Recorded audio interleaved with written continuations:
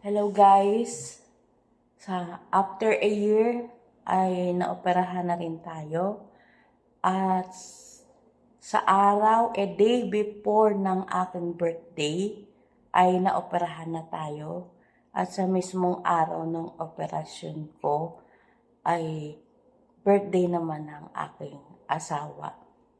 At ayun nga, ngayon ay eksaktong ikalawang linggo na namin dito sa hospital. Medyo natagalan dahil nga may problema pa tayo.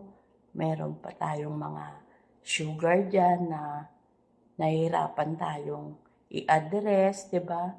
Talagang tumataas siya at awa ng Diyos, nakaraos na po tayo at nagpapagaling na lang ako dito sa hospital.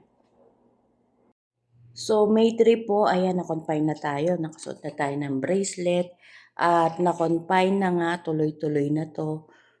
Ayun, thy will be done, sabi nga nila. At nag-umpisa na rin pong mag-skin test.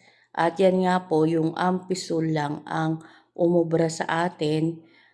Yan yung na-approve para gamitin kong antibiotic at inumpisahan na nga po ang mga procedure bago ako iakyat sa operating room para hindi daw ako mahirapang huminga.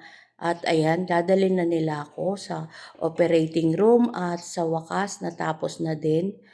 At ngayon ay nandito pa rin ako sa ospital, nag-iintay na ma-discharge. Yun lang.